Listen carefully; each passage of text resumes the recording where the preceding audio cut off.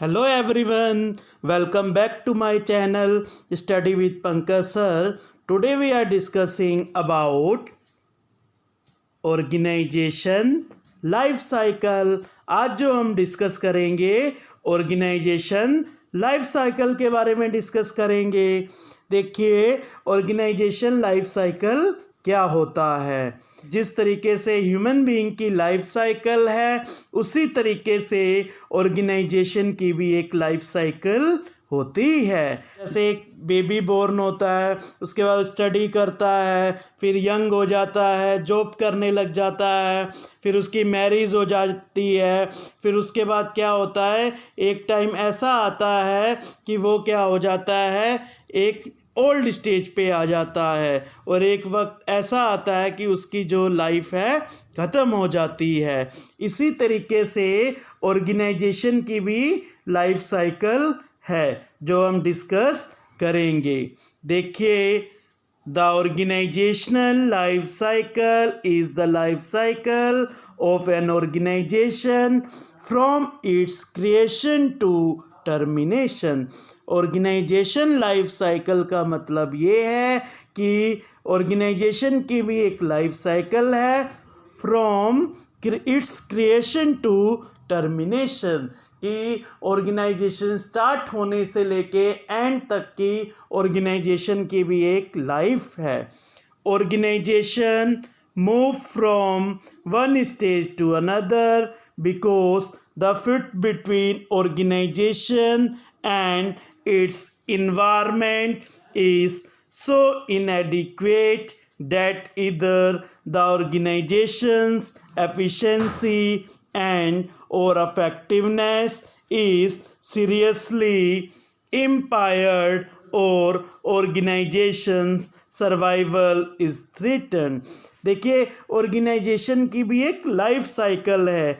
एक स्टेज से लेके दूसरी स्टेज तक ऑर्गेनाइजेशन जाती है। जैसे ह्यूमन बीइंग का पहले क्या होता है, बर्थ होता है, फिर क्या होता है, हल्के हल्के ह्यूमन बीइंग बेबी जो है बड़ा होता है, फिर बड़े होने के बाद स्टडी करता है, स्टडी करने के बाद जॉब करता है, जॉब करने के बाद क्या होता है, मैरिज हो जाती है, मैरिज होने के बाद क्या होता है, फिर अपनी फैमिली हो जाती है, फैमिली होने के बाद क्या होता है, खुद ओल्ड स्टेज पे आ जाता है, और एक वक्त ऐसा होता है कि ह्यूमन की लाइफ ख़त्म हो जाती है, डेथ स्टेज पे आ जाता है। इसी तरीके से ऑर्गेनाइजेशन की भी लाइफ साइकिल है। ऑर्गेनाइजेशन पहले स्टार्ट होती है, फिर ग्रोथ पे जाती है, फिर मैच्योरिटी पे जाती है, फिर एक वक्त ऐसा आ जाता है मैच्योरिटी से रिवाइवल स्टेज पे जाती है, फिर डिक्लाइन स्टेज पे चली जाती है, और एक वक्त ऐसा आ जाता है कि ऑर्गेनाइजेशन की भी लाइफ ख़त्म हो जाती है। The organization model prescription is that firm's manager must change the goals, strategies and strategy implementation devices to fit the new set of issues. Thus, different stages of company life cycle require alteration in firm objective strategies, managerial processes such as planning, organizing, staffing, directing, controlling। Organization life cycle model हमें क्या बताता है कि manager क्या करते हैं, अलग अलग जब स्टेजेस आती हैं ऑर्गेनाइजेशन में, उसके अकॉर्डिंग ऑर्गेनाइजेशन को मैनेज करने के लिए गोल सेट की जाती है, स्ट्रैटेजी बनाई जाती है, फिर स्ट्रैटेजी इम्प्लीमेंटेशन की जाती है। कि आप ये डायग्राम में शो हो रहा है, पहले डायग्राम में क्या आ रहा है कि कोई भी ऑर्गेनाइजेशन स्टार्ट हो रही है, फिर ये ऊपर देखिए ग्रोथ पे जा रही है, फिर यहाँ मैच्योरेशन पे आ रही है, फिर ऑर्गेनाइजेशन नीचे किस पे आ रही है, डिक्लाइन पे आ रही है। तो यही क्या है, अलग अलग स्टेजेस हैं ऑर्गेनाइजेशन लाइफ साइकिल की। अब इसको हम डिटेल में डिस्कस करते हैं। तो फर्स्ट स्टेज क्या आती, बर्थ पेस। बर्थ पेस क्या होती है, it signifies the start of an organization expansion. The main importance is centered around the acknowledgement of having an adequate number of customers to keep the organization or business activity. First phase क्या होता है organization का? Birth phase. इसका मतलब ये क्या हुआ कि अब ऑर्गेनाइजेशन ने अपने बिजनेस को स्टार्ट करा है, तो सबसे पहले क्या करना पड़ता है? लैंड परचेज करनी पड़ती है, मशीनरी सेटअप करना पड़ता है, रॉ मटेरियल अरेंज करना पड़ता है, ह्यूमन रिसोर्स की रिक्वायरमेंट पड़ती है। तो कहने का मतलब बर्थ पेस का मतलब ये होता है कि अब ऑर्गेनाइजेशन स्टार्ट हो गई है। तो जब बर्थ पेस में ऑर्गेनाइजेशन के एक्सपेंसेस ज़्यादा होते हैं और इनकम कम होती है, उसका रीज़न ये है कि बर्थ पेस पे अब ऑर्गेनाइजेशन न्यूली आई है और नए प्रोडक्ट मार्केट में लॉन्च कर रही है। कस्टमर को ऑर्गेनाइजेशन के प्रोडक्ट के बारे में पता नहीं है, तो बर्थ पेस पे ऑर्गेनाइजेशन के एक्सपेंसेस ज़्यादा होते हैं ताकि ऑर्गेनाइजेशन लोगों को अवेयर कर सके अपने प्रोडक्ट के बारे में। उसके लिए ऑर्गेनाइजेशन अलग अलग मार्केटिंग टूल्स यूज़ करती है, जैसे advertising, personal selling, sales promotion, publicity etcetera. तो फिर बर्थ पेस में क्या होता है कि ऑर्गेनाइजेशन के एक्सपेंसेस ज़्यादा होते हैं और इनकम कम होती है। लेकिन जो हमारी आती है ग्रोथ पेस, ग्रोथ पेस में क्या होता है? At this stage organization look to pursue growth, establish a framework and develop their capabilities.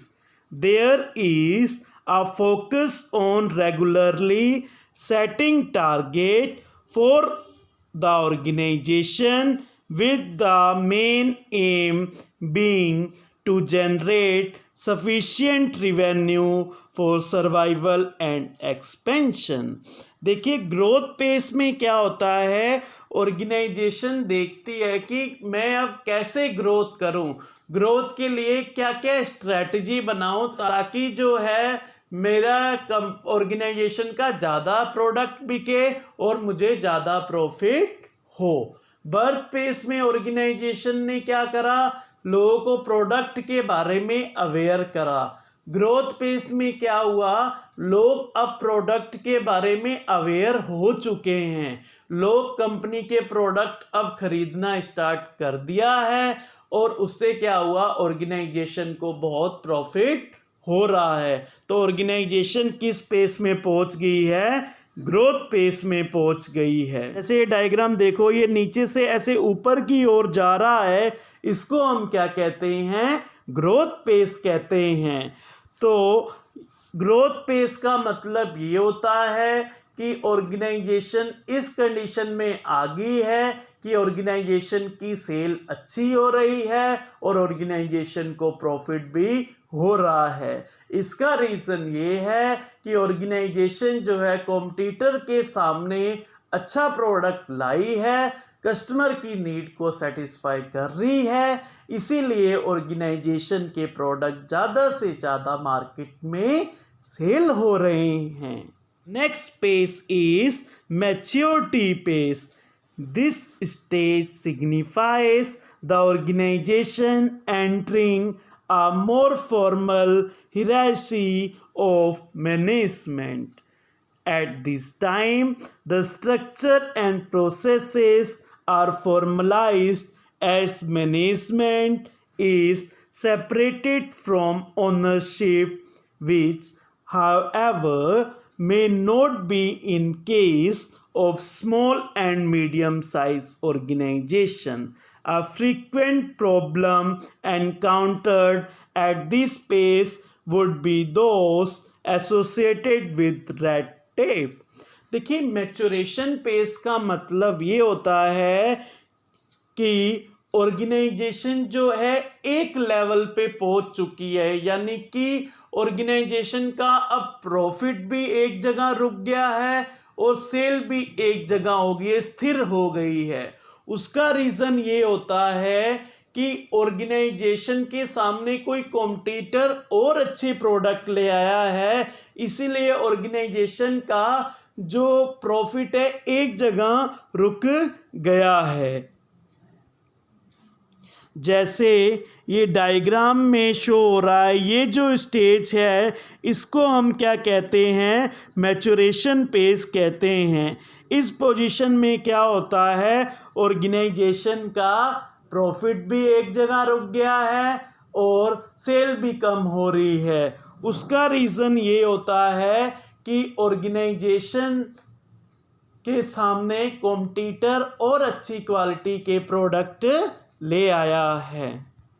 तो इस पोजीशन में ऑर्गेनाइजेशन को मैच्योरिटी पेस में ऑर्गेनाइजेशन को क्या करना चाहिए, कोई नई स्ट्रेटजी बनानी चाहिए ताकि मैच्योरिटी से ऑर्गेनाइजेशन किस में पहुंच सके, ग्रोथ में पहुंच सके। तो उसके लिए जो है ऑर्गेनाइजेशन जो नेक्स्ट पेस को एडॉप्ट करती है वो क्या है, हमारा revival phase. Revival stage represent a renewed focus of organization on exploration of possibilities. New resources are brought to the organization represented by people in research and development, engineering, planning, or performance analysis.